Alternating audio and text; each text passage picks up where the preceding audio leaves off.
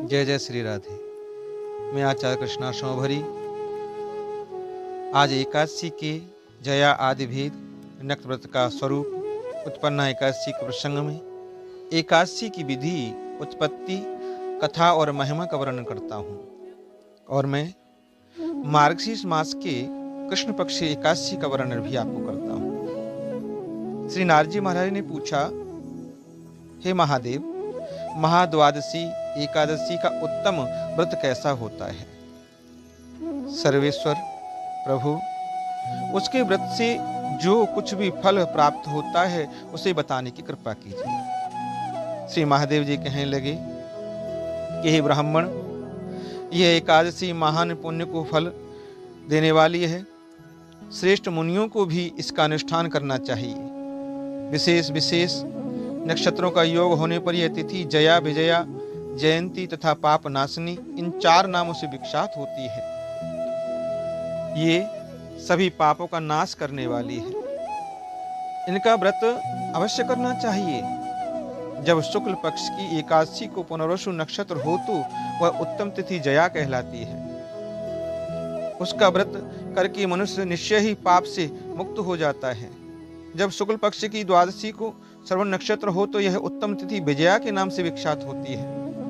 इसमें किया हुआ दान, पुण्य और ब्राह्मण भोजन सहस्र गुना फल देने वाला है तथा होम और उपवास से तो सहस्र गुने से भी अधिक फल देता है। जब शुक्ल पक्ष की द्वादशी को रोहिणी नक्षत्र हो तो वह तिथि जयंती कहलाती है। वह सब पापों को हरने वाली है। उस तिथि को पूजित होने पर भगवान गोविंद निश्चय ही मनुष्य के सब पापों को धो डालते हैं। जब कभी शुक्ल पक्ष की द्वादशी को पुष्य नक्षत्र हो तो वह महापुण्यमयी, पाप नाशनी तथा और सब पापों को हरने वाली तिथि कहलाती है।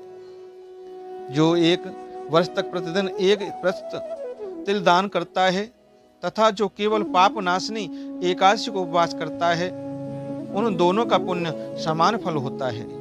उस तिथि को पूजित होने पर संसार के स्वामी सर्वेश्वर श्री हरि संतुष्ट होते हैं तथा प्रत्यक्ष दर्शन भी देते हैं। उस दिन प्रत्येक पुण्य कर्म का अनंत फल माना गया है। सगर नंदन ककुस्त, नहुस तथा राजा गाधी ने उस तिथि को भगवान की आराधना की थी, जिससे भगवान ने इस पृथ्वी पर उन्हें सब कुछ दिया था। इस तिथि के सेवन से मनुष्य 7 जन्मों के कायिक, वाचिक और मानसिक पाप से मुक्त हो जाता है। इसमें तनिक भी संदेह नहीं है। पुष्य नक्षत्र से युक्त एक मात्र पाप नाशनी एकादशी का व्रत करके मनुष्य 1000 एकादशियों के व्रत का फल प्राप्त कर लेता है। उस दिन स्नान, दान, जप, होम, स्वाध्याय और देव पूजा आदि से जो कुछ भी किया जाता है उसका अक्षय फल माना गया है। इसलिए प्रयत्न पूर्वक इसका व्रत करना चाहिए। जिस समय धर्मात्मा राजा युधिष्ठिर पंचम अश्वमेध यज्ञ का स्नान कर चुके, उस समय उन्होंने यदुवंश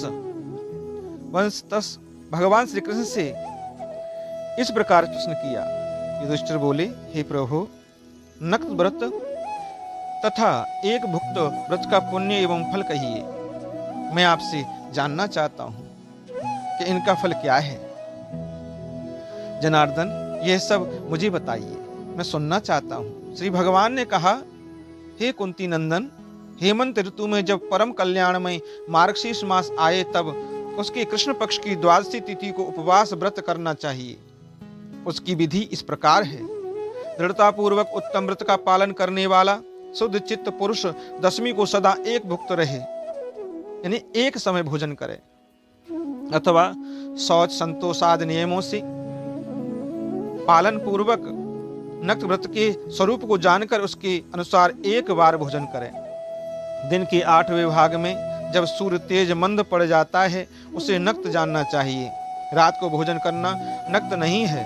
गृहस्थ के लिए तारों के दिखाई देने पर नक्त भोजन का विधान है और सन्यासी के लिए दिन के 8वें भाग में, क्योंकि उसके लिए रात में भोजन का निषेध है। हे कुंती नंदन, दशमी की रात व्यतीत होने पर एकादशी को प्रातः काल व्रत करने वाला पुरुष व्रत का नियम ग्रहण करे और सवेरे तथा मध्याह्न को पवित्रता के लिए स्नान करे। कुएं का स्नान निम्न श्रेणी का है, बावली के स्नान मध्यम है और पोखर में स्नान तथा नदी में स्नान करने से उत्तम माना गया है। जहाँ जल में खड़ा होने पर जल जंतुओं को पीड़ा नहीं होती, वहाँ स्नान करने पर पाप और पुण्य बराबर होता है। यदि जल को छानकर शुद्ध कर ले तो घर पर भी स्नान करना उत्तम माना गया है। इसलिए पांडव श्रेष्ठ घर पर उक्त विधि से स्नान करे। स्नान के पहले निम्नांकित मंत्र पढ़कर के शरीर में मृतिका मिट्टी लगा ले। अशुक्रांति रथ क्रांति विष्णु क्रांति वसुंधरे मृत्तिके हरिमय पापम जन्मया पूर्व संचितम। हे वसुंधरे, तुम्हारे ऊपर अश्व और रथ चला करते हैं। भगवान विष्णु ने भी वामन अवतार धारण करके तुम्हें अपने पैरों से नापा था। मृत्यु के मैंने पूर्व काल में जो पाप संचित किया है उस मेरे पाप को आप हर लो। व्रती पुरुष को चाहिए कि वह एक चित्त और दृढ़ संकल्प होकर के और क्रोध तथा लोभ का परित्याग करे।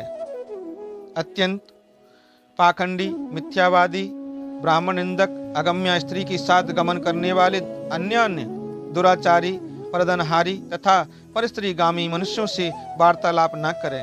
भगवान श्री केशव की पूजा करके उन्हें नैवेद्य भोग लगाए। घर में भक्ति युक्त मन से दीपक जलाकर रखें। पार्थ, उस दिन निंद्रा और मैथुन का परित्याग करें। धर्मशास्त्र से मनोरंजन करते हुए संपूर्ण दिन व्यतीत करें। हे नृपश्रेष्ठ, भक्ति युक्त होकर के रात्रि में जागरण करें।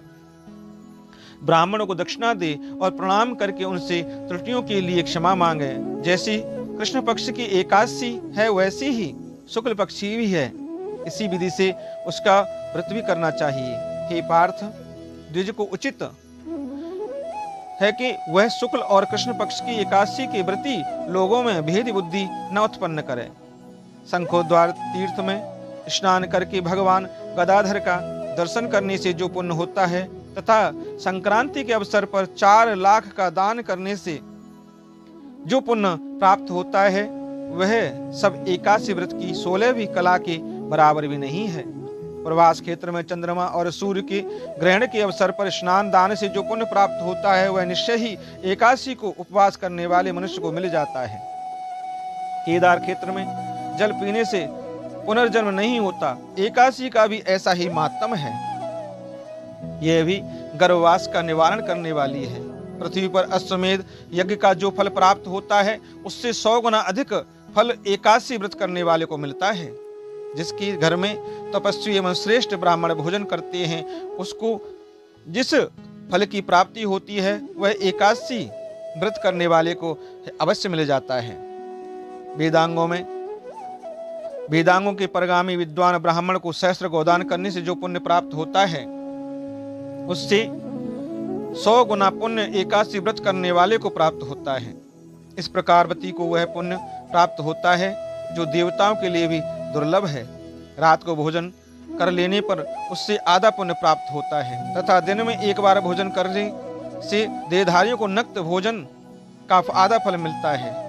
जीव जब तक भगवान विष्णु के प्रिय दिवस एकादशी को उपवास नहीं करता तभी तक तीर्थ, दान और नियम अपने महत्व की गर्जना करते हैं। इसलिए हे पांडव श्रेष्ठ, तुम इस व्रत का अनुष्ठान करो। हे कुंती नंदन, यह गोपनीय एवं उत्तम व्रत है जिसका मैंने तुमसे वर्णन किया है। हजारों यज्ञों का अनुष्ठान भी एकादशी व्रत की तुलना नहीं कर सकता। युधिष्ठिर कहने लगे, हे भगवान, पुण्यमयी एकादशी तिथि कैसे उत्पन्न हुई, इस संसार में क्यों पवित्र मानी गई है तथा देवताओं को कैसे प्रिय हुई। श्री भगवान बोले, हे कुंती नंदन, प्राचीन समय की बात है। सतयुग में मुर नामक दानव रहा करता था। वह बड़ा ही अद्भुत, अत्यंत रौद्र तथा संपूर्ण देवताओं के लिए भयंकर था।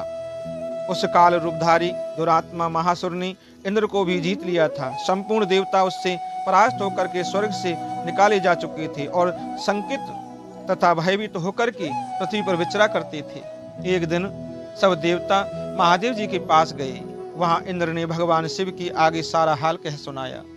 इंद्र बोले, हे महेश्वर, ये देवता स्वर्गलोक से भ्रष्ट होकर के पृथ्वी पर विचर रहे हैं। मनुष्यों में रहकर इनकी शोभा नहीं होती।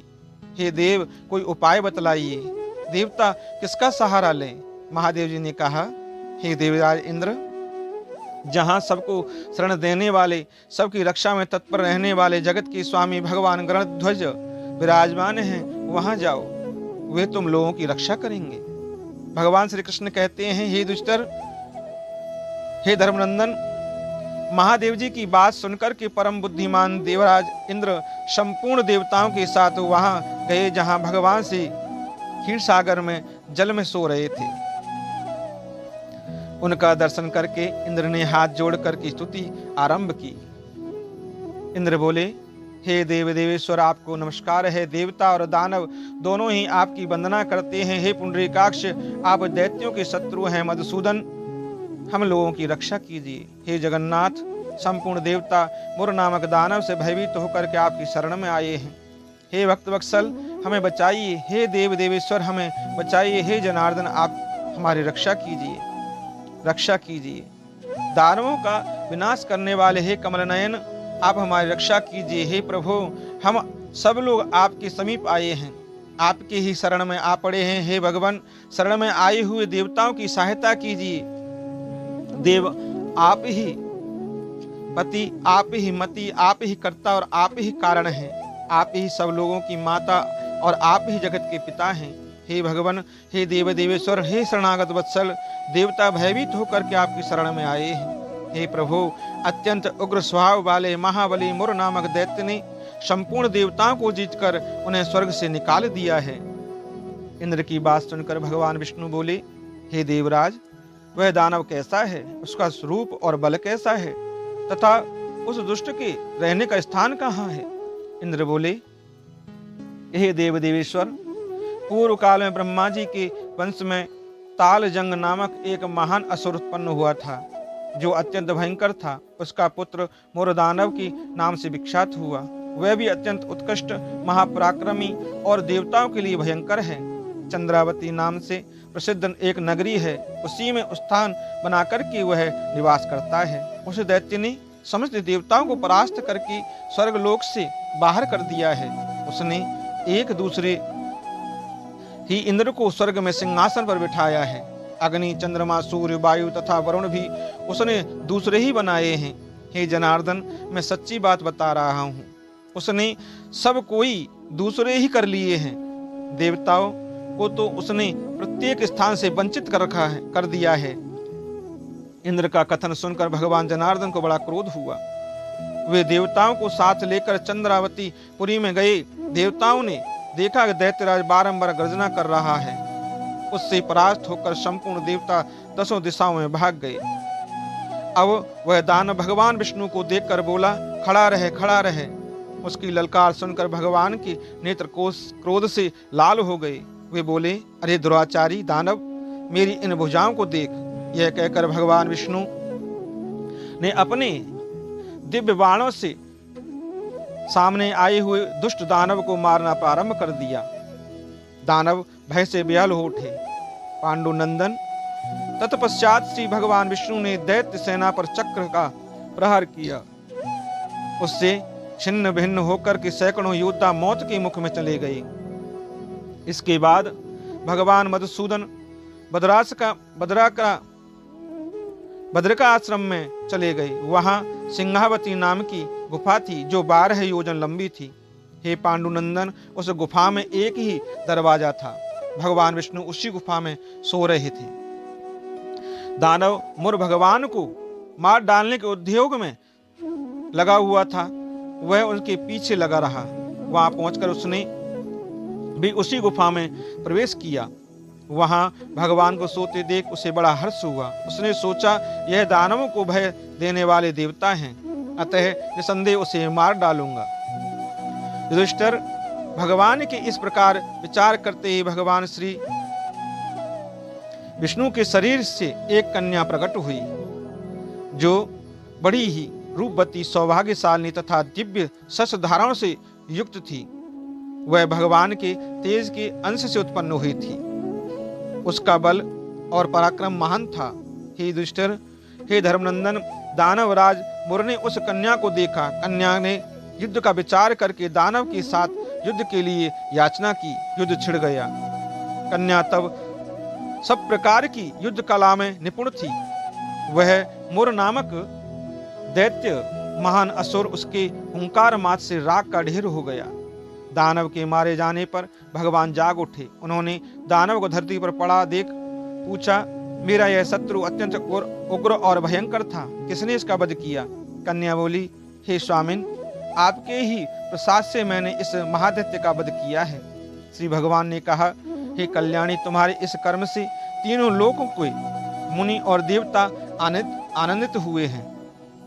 अतः तुम्हारे मन में जैसी रुचि है उसके अनुसार मुझसे कोई वर मांगो। देव दुर्लभ होने पर भी वह वर मैं तुम्हें दूंगा, इसमें तनिक भी संदेह नहीं है। वह कन्या साक्षात एकादशी ही थी। उसने कहा, हे प्रभु, यदि आप प्रसन्न हैं तो मैं आपकी कृपा से सब तीर्थों प्रधान, समस्त विघ्नों का नाश करने वाली तथा सब प्रकार की सिद्धि देने वाली देवी हूँ। हे जनार्दन, जो लोग आप में भक्ति रखते हुए मेरे दिन को उपवास करेंगे उन्हें सब प्रकार की सिद्धि प्राप्त हो। हे माधव, जो लोग उपवास, नक्त तथा एक भुक्त करके मेरे व्रत का पालन करें उन्हें आप धन, धर्म और मोक्ष प्रदान कीजिए। भगवान विष्णु बोले, हे कल्याणी, तुम जो कुछ कहती हो वह सब पूर्ण होगा। भगवान श्री कृष्ण कहते हैं, हे युधिष्ठिर, ऐसा वर पाकर के महाव्रता एकादशी बहुत प्रसन्न हुई। दोनों पक्षों की एकादशी समान रूप से कल्याण देने वाली है। इसमें शुक्ल और कृष्ण का भेद नहीं करना चाहिए। यदि उदय काल में थोड़ी सी एकादशी, मध्य में पूरी द्वादशी और अंत में किंचित त्रयोदशी हो तो वह त्रिस्पर्शा एकादशी कहलाती है।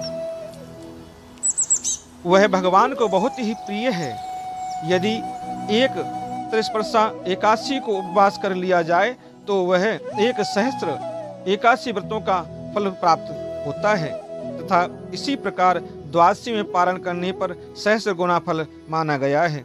अष्टमी, एकादशी, षष्ठी और तृतीया और चतुर्थी ये यदि पूर्व तिथि से विद्ध हो तो उनमें व्रत नहीं करना चाहिए। परिवर्तनी तिथि से युक्त होने पर ही इनमें उपवास का विधान है। पहले दिन में और रात में भी एकादशी हो तथा दूसरे दिन केवल प्रातः काल एक दंड एकादशी रहे तो पहली तिथि का परित्याग करके दूसरे दिन की द्वादशी युक्त एकादशी को ही उपवास करना चाहिए। यह विधि मैंने दोनों पक्षों की एकादशी के लिए बताई है। जो मनुष्य एकादशी को उपवास करता है वह बैकुंठ धाम में, जहाँ साक्षात भगवान गरुड़ध्वज विराजमान है, वहाँ जाता है।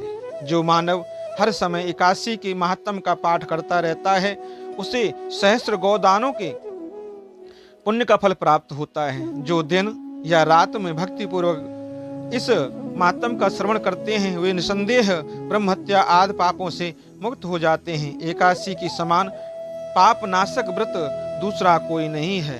जय जय श्री राधे, जय जय श्री राधे। बोल वृंदावन बिहारी लाल की जय।